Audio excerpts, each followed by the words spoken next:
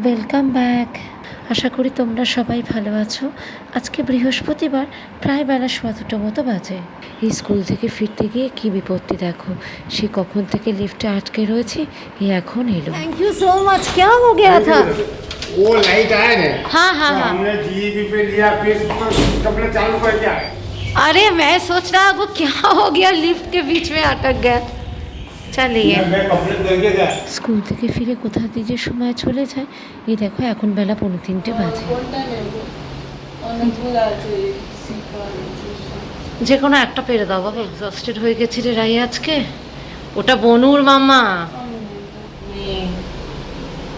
তাহলে আরেকটা সিপার বার কর মামা। আচ্ছা, তুমি যে লিফটে আটকে গেছিলে, আর বলিস না মাম্মা, আজকে কতক্ষণ আটকে ছিলাম লিফটে।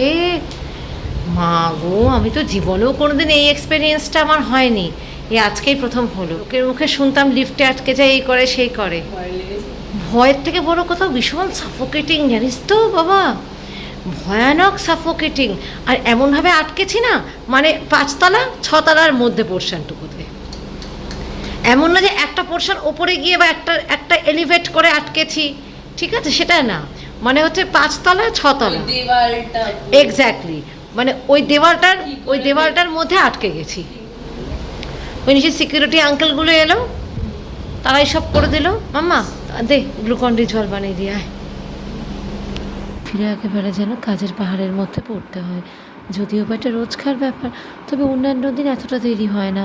এই প্রায় 2:45-র মধ্যে রায়রি থেকে এসে খাবার দিয়ে দিই। আজকে তো প্রায় 3:10 বাজে, এই এখন গ্লুকন-ডির জলটা খাচ্ছি। যদিও বা রোজ রায় তৈরি করে রাখে, কিন্তু আজকে ফাঁকে চক্রে এমন অবস্থা হয়েছে, ওরাও খুব টেনশনে পড়ে গেছে। তার মধ্যে সিকিউরিটি গার্ডকে ফোন করছি, আর বুঝতেই তো পারছি না যে কোন তলায় আটকে গেছি। তার মধ্যে রায় রীতি ওপর নিচ করছে দেখার জন্যে যে লিফটটা খুললো নাকি। গত 2 দিন যাবৎ রীতির শরীরটাও ভালো নেই, অত্যাধিক বদহজম হয়ে গেছে, আর সেই থেকে বমি, আর থেকে থেকে জ্বর আসছে। আজকে তো অফিস যায়নি, ছুটি নিয়েছিল। এই আমি আসার পরে এখন কাজে বেরোলো। 2 দিন যাবৎ বাড়িতে যে ওষুধপত্র ছিল সেই সব দিয়েই দেখলাম, তবে আজকে মনে হচ্ছে ডাক্তারটা একবার দেখিয়ে আনতে হবে। রিধির আবার আজ থেকেই স্কুলটা শুরু হয়েছে, তবে এই সপ্তাহে আর পাঠাবো না। শরীরটাকে সুস্থ হোক, একেবারে সে সোমবার থেকেই পাঠাবো। ওদের আবার নিয়ম আছে, ছুটির শেষ দিন আর ছুটির প্রথম দিন অবশ্যই স্কুলে প্রেজেন্ট থাকতে হবে।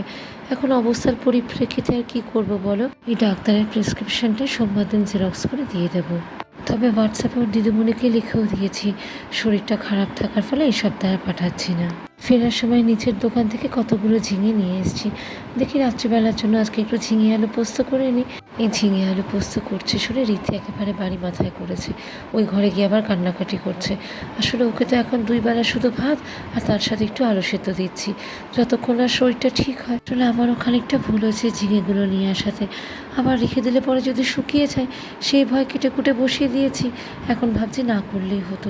তবে আমার বাড়িতে মাছ মাংস না হলেও অসুবিধা নেই, একটু পোস্ত করে রাখলে পরে সবার 1 থালা ভাত খাওয়া হয়ে যায়। আসলে ছোট থেকে বড় আমরা 4 জনেই এত পোস্তটা ভালোবাসি খেতে। মোটামুটি রান্নাটা হয়েও এলো। ওই কড়াইতে সর্ষের তেলের মধ্যে একটা শুকনো লঙ্কা আর খানিকটা 5 ফোড়ন দিয়ে আলুগুলোকে ভেজে নিয়েছি। হয়ে গেলে পরে পোস্ত বাটাটা দিয়ে দিয়েছি, আর তার মধ্যে লম্বা করে ফালি করে রাখা যে ঝিঙেগুলো কেটে রেখেছিলাম সেগুলো দিয়ে খানিকটা হলুদ গুঁড়ো, লঙ্কার গুঁড়ো, আন্দাজ মতো নুন আর চিনি, যে 1 টুকরো নারকেল পড়েছিল সেটাই একটু গ্রাইন্ড করে দিয়ে দিলাম। আর নামানোর মুহূর্তে কাঁচা লঙ্কা আর কাঁচা সর্ষের তেল। এই যে এতক্ষণে তার রাগ ভেঙে তিনি বাইরে এসছে। আচ্ছা মাম্মা, একই তো ব্যাপার আবার মাম্মা। আচ্ছা দে, আমি রেখে আসছি, দে। মাম্মা, এটা কিন্তু ড্যাডি দিদি ভাইয়ের জন্য নিয়ে এসেছিল। আচ্ছা ঠিক আছে মাম্মা, ওরকম করতে নেই, দুজন মিলে। না, শেয়ারিং ইজ কেয়ারিং, ঠিক কথাই, কিন্তু এটা যদি দেখ, এটা যদি ও এখন দেখে তুই এখন করতে বসেছিস, এই আবার কিন্তু দুজনের লাগবে। না, এটা কিন্তু ঠিক কথা না মাম্মা।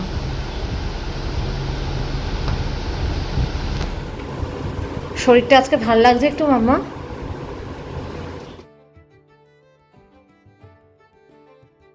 কি হলো?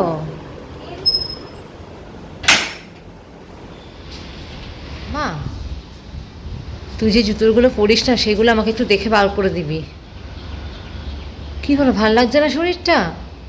তো তুই যে লেখাপড়া নিয়ে এলি এখন?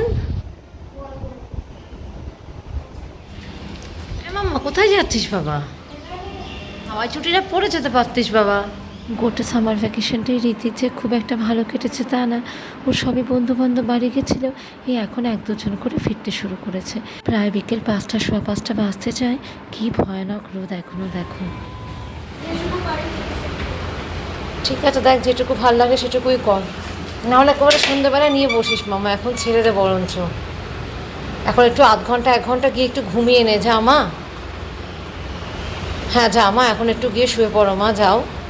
হ্যাঁ আমি করে দেবো, যাও। জামা কাপড়গুলো গুছিয়ে রাখি। গতকালের জামা কাপড় সে ভাঁজ করার সময় করে উঠতে পারছিলাম না। পরশুদিন কি একটা তরকারি ডিফান খুলতে গিয়ে দেখি এই প্যাকেট করা একটা ছোট্ট সুন্দর ফ্লাওয়ার ভাস ওই গৃহপ্রবেশের সময় কেউ দিয়েছিল। তৈরি করে জিনিসপত্র গোছকাজ করতে গিয়ে তখন কখন ডিফানে রেখে দেওয়া হয়েছিল আর খেয়ালই নেই। তবে জিনিসটা এত সুন্দর আর সাজানোর পরেও দেখতে ভারী ভালো লাগছে। প্রায় বিকেল 6টা বাজে। এই কচি কাচাদের আওয়াজে পাড়া একেবারে সরগরম। কী সুন্দর চারিদিকে বাচ্চাগুলো খেলছে দেখো। আর এই তো এখন সবার অফিস থেকে ফেরার পালা। ও প্রায় বাড়ির কাছাকাছি এসে পড়েছে। এই সন্ধেবেলা ঋতিকে ডাক্তারের কাছে নিয়ে যাবে, ওইখানে আবার গিয়ে নাম লেখাতে হয়। সেখানেই গেছে এখন। ওইদিকে টুকটাক আবার কতগুলো জিনিসও আনার আছে, সেগুলো হোয়াটসঅ্যাপে লিখে দিলাম, একেবারে বোধহয় নিয়েই ফিরবে। স্কুলেরও কতগুলো দরকারি কাজ বাকি রয়ে গেছে। সামনের মাসে তো পরীক্ষা, সে কোয়েশ্চেন পেপার জমা দিতে হবে। যদিও তৈরি করে ফেলেছি, তবুও শেষ মুহূর্তে আর কি মার্কসগুলো ঠিকঠাক দিয়েছে নাকি, কোয়েশ্চেন নাম্বার, এইসব টুকটাক দেখা আর কি। এই হাতের কাজটা সেরেই একেবারে চাটা বসাবো। আর মোটামুটি সপ্তাহের শেষেও চলে এলাম।